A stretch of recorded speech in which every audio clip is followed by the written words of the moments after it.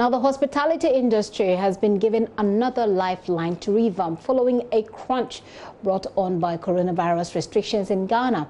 This morning, the Ghana Tourism Authority has issued fresh directive asking hotels, food chains, restaurants and drinking bars to reopen their businesses despite some amount of restriction still in force. Now, these are highlights of the statement. According to the statement, 1, all hotels can operate as normal and host their guests subject to the specified elevated hygiene protocols on social distancing. That's number 1.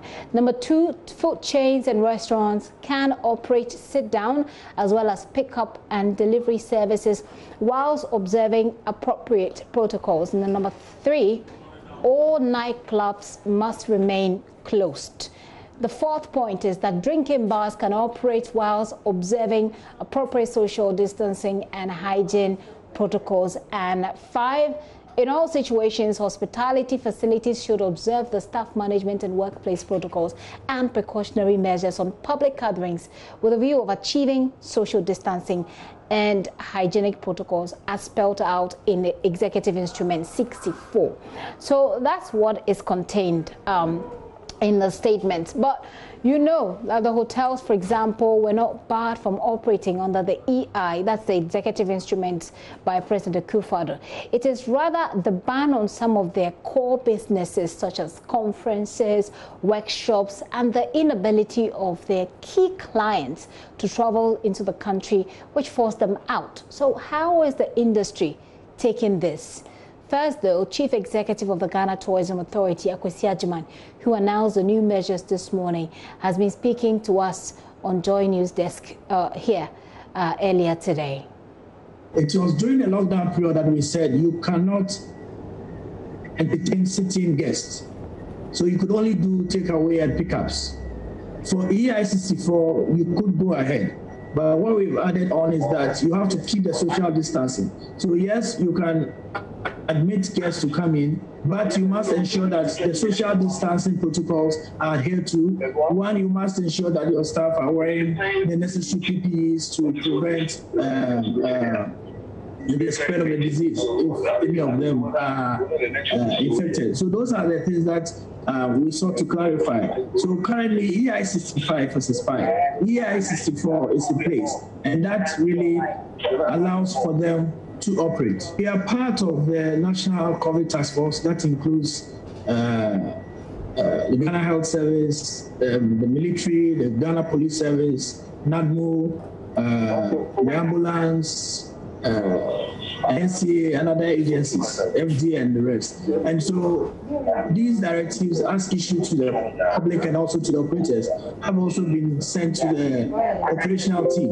And so the police are very clear in their minds what they would expect if they, for example, get to a drinking bar. We also have inspectors who do the inspections for licensing and regulating these enterprises are also in town monitoring the situation. And we've also asked that the general public assist. So if you see any suspicious behavior and people are not adhering to these protocols, you can call into the national call center and then make some complaints, and then we'll follow up through that chain.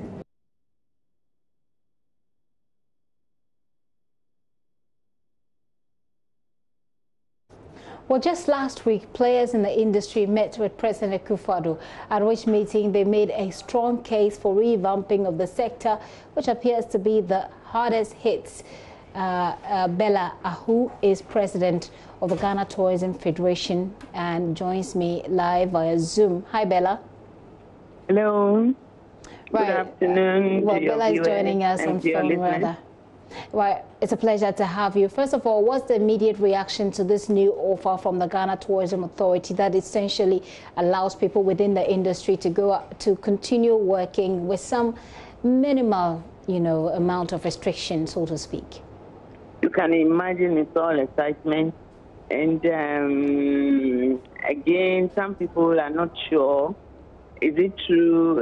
Can we open? And we are talking to members all along since the statement was issued. And so the statement is telling us that the bar operators can now open, actually observing the protocol. Yeah. Hotels are supposed to be in operation again. All protocols must be observed. Yeah. So in actual fact, the industry is come alive this afternoon. And since we were actually not expecting some of these, people are calling to be sure, and we are excited about it.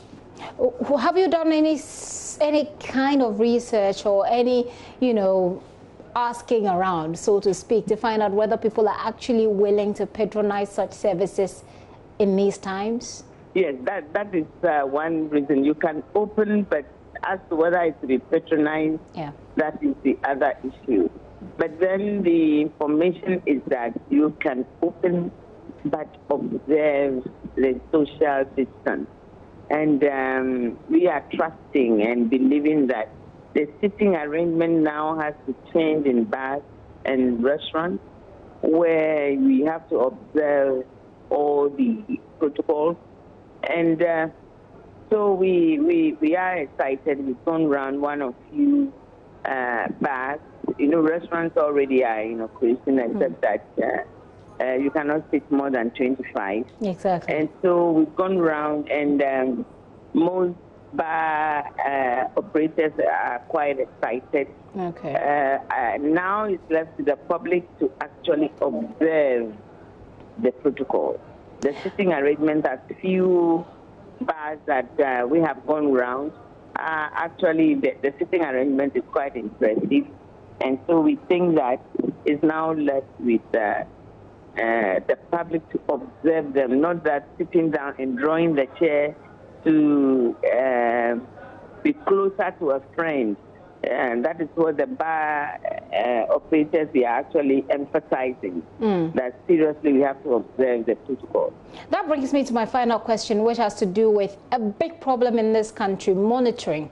When it comes to monitoring, who is going to monitor? Are there any systems you've put in place to make sure that people are doing the right thing? Because we know what people do when we leave them to do things by themselves. We are actually educating and actually even marking the places we've been today. The bar operators are actually marking where a chair should be, where the next one should be, and then we are actually educating them that they really, really have to make sure that the protocols are observed, and that the public is not seated and then drawing the chairs closer.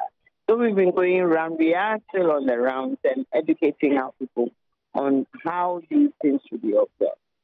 Thank you very much for your time, but I am very curious to see how this actually works. So hopefully next week we can come to you and get some details and updates on how it went.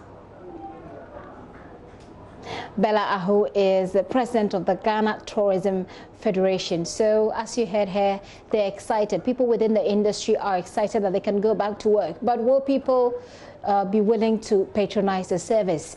That's a question that she's still working to answer, she says, and also whether or not the marking and the systems they're putting in place will work.